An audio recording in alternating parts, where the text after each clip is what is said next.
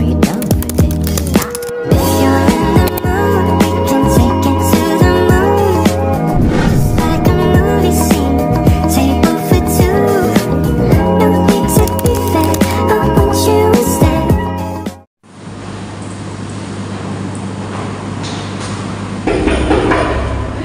Waalaikumsalam. Selamat masuk deh. Terima kasih. Silakan duduk mbaknya. Terima kasih. Gimana mbaknya? Duduknya sudah nyaman? Sudah Bu. Alhamdulillah sudah ya. Oh iya, gimana kabarnya mbaknya? Kabar saya baik, alhamdulillah. Sehat ya? Sehat. Oh iya, tadi sebelum kesini habis dari mana? Saya habis dari lapangan Bu. Habis pelajaran olahraga ya? Iya. Sama siapa? Sama Pak Rizky. Oh, sama Pak Rizky. Tadi sudah sarapan belum mbaknya? Sudah ya. Makan apa tadi? Tadi makan ayam bakar ikan. Oh, ayam bakar. Ayam bakar Mbak Lala itu ya? Iya, enak banget ya? Enak sekali, saya suka. Alhamdulillah, kalau sudah makan. Jaga terus kesehatannya mbaknya ya, jangan sampai telat makan. Iya Bu, makasih. Iya. Oh iya, mbaknya datang ke sini kira-kira ada perlu apa dengan ibu? Mungkin ada yang bisa ibu bantu? Saya mau konseling Bu ke sini. Oh, mbaknya mau konseling. Sebelumnya mbaknya sudah tahu atau belum konseling itu apa? Sudah Bu, tapi sudah lama Bu. Sudah lupa ya? Iya. Baik, dijelaskan terlebih dahulu ya apa itu konseling. Nah, jadi konseling itu merupakan suatu bantuan profesional yang diberikan konselor kepada konseling. Nah, di sini ibu jadi konselor dan mbaknya jadi konselingnya. Dengan tujuan untuk menyelesaikan masalah yang sudah mbaknya hadapi. Gitu.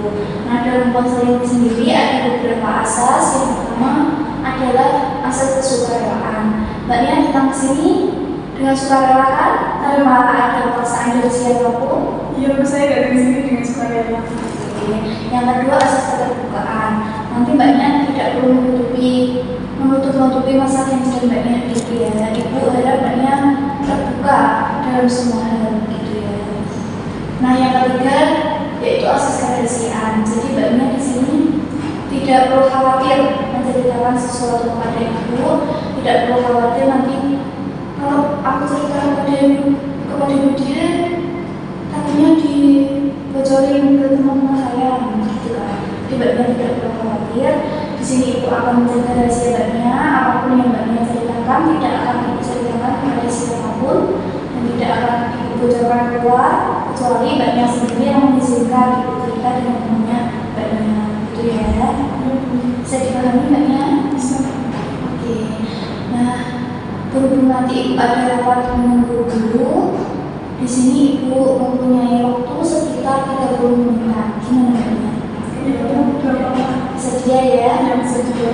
Oke, nanti kalau belum selesai kita bisa maju dengan waktu gitu ya. Baik, silakan mbaknya mau cerita apa dengan ibu? Jadi tuh begini Bu, saya tuh punya teman saya tuh sudah dari SMP, kita tuh sangat dekat sekali.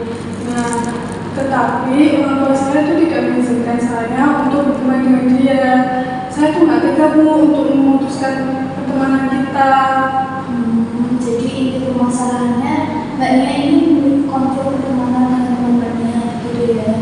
Lalu hubungan kalian tidak disetujui oleh orang tua mbaknya dan mbaknya sendiri tidak tega memutuskan hubungan pertemanan itu. Ya Bu, benar. Kalau boleh tahu apa penyebab orang tua mbaknya tidak setuju dengan pertemanan itu? Karena tuh orang tua saya tuh tahu Bu kalau dia itu pergaulannya itu kurang kayak bebas sekali gitu loh Bu. Jadi orang tua saya tuh takut saya tuh terjerumus juga ke pergaulan bebas tersebut. Coba mbaknya jelaskan pergaulan apa yang dimaksud orang tua mbaknya ini? Teman saya tuh keluarganya Bu terkenal kayak setahu gitu loh Bu. Ayahnya itu punya 4 anak. Nah, semuanya itu tuh kayak terkenal mabuk-mabukan gitu Bu. Maka dari itu dia tuh juga sering mabuk-mabukan. Terus juga gak pernah sholat gitu loh Bu. Seperti itu. Oh, lalu Gimana ceritanya? Dulu Mbak Nia kok bisa berteman dengan dia? Jadi ceritanya tuh dulu tuh dia tuh deketin saya gitu Bu, selalu deketin saya untuk berteman dengan dia. Nah, karena saya nggak enak gitu Bu, masa sih orang mau dekat dengan saya nggak mau saya temenin, jadi ya saya temenin kayak gitu. Jadi Mbak Nia berteman dengan temannya ini karena teman Mbak Nia ini dekat Mbak Nia terus gitu ya? Iya Bu, benar. Terus kita dulu tuh sekitar waktu 2 bulan baru kita berteman gitu Bu. Orang tua saya tuh tahu kalau saya tuh berteman dengan dia. Lalu orang tua saya marah Bu. Habis itu nggak ngizinin saya untuk berteman dengan dia lagi. Tapi saya itu diam-diam membohongi orang tua saya supaya saya bisa berteman dengan dia Bu. Lalu gimana respon teman-teman Mbak Nia yang lain? Teman-teman yang lain nih awalnya sih baik-baik aja ya Bu, kayak udah gak apa-apa saya dekat dengan dia. Tapi setelah mengetahui background dia dan lain-lain, saya jadi dijauhi Bu sama teman-teman yang lain. Jadi Mbak Nia dijauhi juga dengan teman-teman yang lain gitu ya? Iya Bu, mereka tuh nggak mau kalau nanti tuh saya tuh terkena kekurangan bebas seperti dia Bu. Lalu juga mereka tuh takut kalau saya itu ikut-ikutan gitu loh Bu. Saya juga kalau kemana aja pergi gitu tuh selalu ada dia Bu.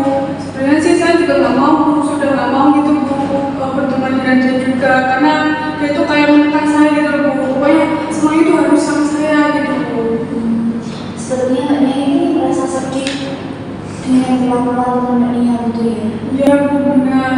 Tetapi pertemanan kita juga banyak cekcoknya sih Bu, banyak pertengkarannya juga kayak gitu.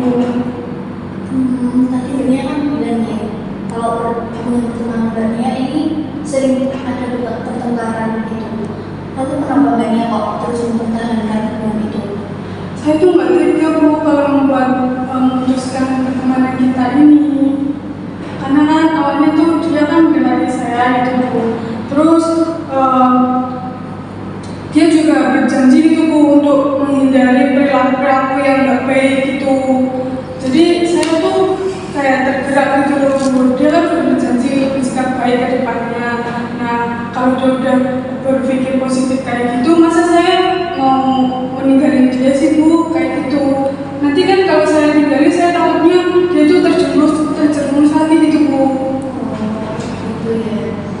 Oke. Lalu apa yang Mbak Nia rasakan saat ini? Perasaan saya campur aduk Bu, saya jadi nggak nyaman sekarang. Saya tuh sebenarnya ini untuk mengakhiri pertemanan kita, tapi karena semakin lama dia tuh kayak semakin kelewatan gitu loh Bu. Saya juga kayak membatasi pergaulan dengan teman-teman yang lainnya. Saya nggak bisa untuk bermain juga sama teman-teman yang lain. Oh, dengan kata lain Mbak Nia ini tertekan ya dengan perlakuan teman Mbak Nia tersebut? Sangat Bu, dia itu sangat egois. Egoisnya seperti apa sih? Dia itu selalu memaksakan kehendak dia Bu. Nah kalau lagi dulu itu tuh suka marah-marah, dia tuh nggak pernah berpikir gimana perasaan saya kayak gitu. Lalu apa yang sudah Mbak Nia lakukan dalam keadaan tertekan tersebut? Saya nggak bisa apa-apa sih Bu, saya cuma bisa nangis dalam kamar. Dari semua yang Mbak Nia ceritakan, Mbak Nia ini memiliki konflik dengan pertemanan Mbak Nia.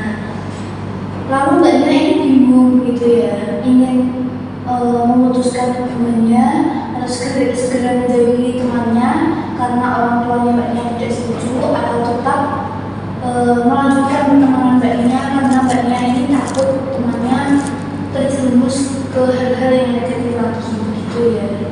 Iya Bu, tapi sekarang konflik pertemanan saya tuh jadi lebih besar Bu. Saya tuh takut dia tuh kembali ke hal-hal yang negatif sebelum dia berteman dengan saya Bu. Baik. Lalu sekarang apa yang ingin Mbak Nia capai dalam konseling ini? Saya tuh ingin berperilaku tegas Bu. Saya ingin mengatakan kepada teman saya bahwa apa yang dilakukan pada saya itu membuat saya tertekan. Lalu kira-kira apa saja hambatan Mbak Nia dalam melakukan keinginan Mbak Nia tersebut? Rasa belas kasih yang sangat besar itu yang menjadi hambatannya. baiklah.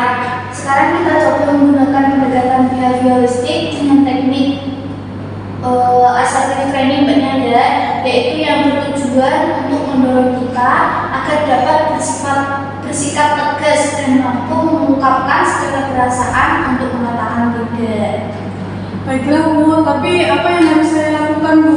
Gini, saya akan mengajak Mbak Nia untuk melakukan role playing atau bermain peran.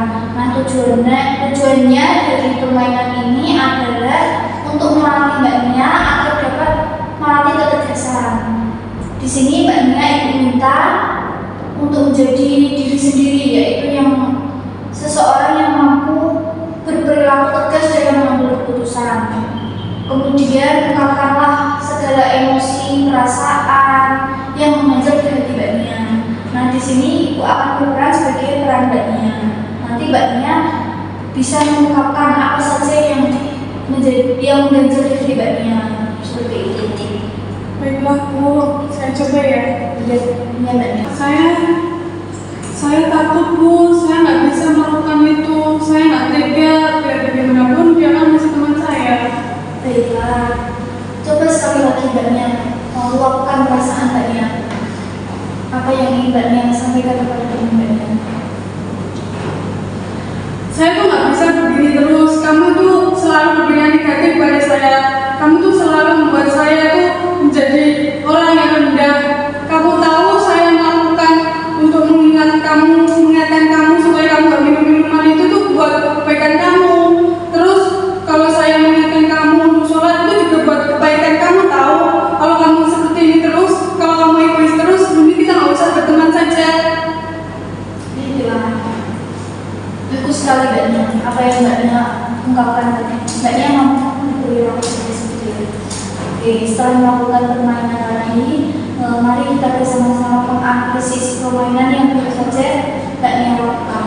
Sekarang bagaimana perasaan Mbak Nia setelah melakukan permainan tadi? Perasaan saya menjadi lebih lega Bu. Saya bisa mengungkapkan semua emosi saya. Oke, lalu apakah Mbak Nia bisa berperilaku tegas meluapkan segala perasaan dan keinginan Mbak Nia? Ya Bu, saya bisa sekarang. Apakah Mbak Nia mampu berjanji untuk mengungkapkan perasaan Mbak Nia pada teman Mbak Nia tanpa ada rasa belas kasihan? Ya Bu, saya bisa berjanji. Oke, sebentar ya. Di sini Ibu punya beberapa perilaku dengan untuk Mbak Nia. Ibu ambilkan dulu.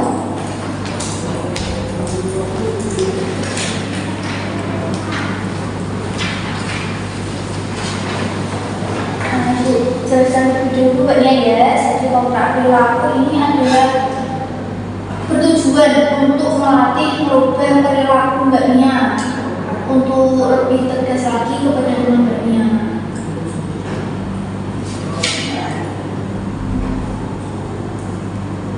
Silakan ditulis dulu Mbak Nia.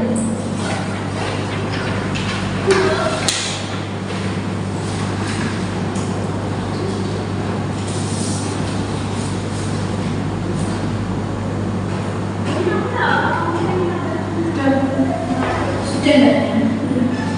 Oke. Nanti kalau Mbak Nia berhasil melakukan kontrak perilaku tersebut, Ibu akan memberikan self reward kepada Mbak Nia. Jadi Ibu akan memberikan hadiah supaya Mbak Nia ini lebih semangat lagi melakukan kontrak perilaku tersebut, gitu ya. Oke, sekarang silakan dibacakan lebih dulu apa kontrak perilaku. Saya berjanji akan mengungkapkan perasaan saya tanpa ada rasa kasihan. Saya akan berjanji bahwa saya sanggup dan mampu untuk berperilaku tegas pada teman saya. Bagus sekali Mbak Nia. Apa yang menjadi rencana Mbak Nia tadi? Lalu kira-kira kapan Mbak Nia akan melakukan kontrak perilaku tersebut? Mulai dari sekarang Bu. Mulai dari sekarang ya. Oke. Mungkin kita bisa bertemu lagi minggu depan untuk menindaklanjuti kontrak perilaku yang sudah Mbak Nia buat. Kita akan mengevaluasi apa saja yang sudah dicapai oleh Mbak Nia, gitu ya. Oke. Baik, kita tanda tangan terlebih dulu Mbak Nia ya kontrak perilaku yang sudah kita buat untuk meresmikan kontrak perilaku ini. Silakan Mbak Nia tanda tangan terlebih dulu.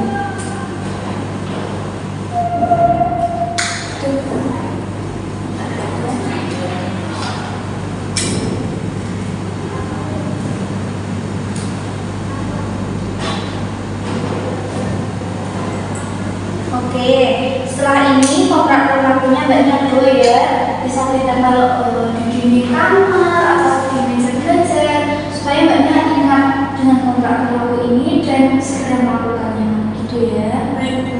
Baik, gimana perasaan Mbaknya setelah melakukan konseling tadi? Perasaan saya jadi lebih lega Bu, semuanya sudah menghilang gitu loh Bu. Alhamdulillah, sudah lega ya. Apakah masih ada yang mengganjal Mbaknya? Sudah tidak ada Bu. Sudah cukup ya? Baiklah kalau begitu. Kita akhiri konseling kita pada hari ini Mbaknya ya. Kalau mungkin ada yang mengganjal lagi dari Mbaknya bisa menemui itu lagi. Ibu akan merasa senang hati menerima Mbaknya. Ya Bu, terima kasih ya Bu atas bantuannya. Saya izin amin ke Baik. dulu ya. Assalamualaikum Bu. Waalaikumsalam.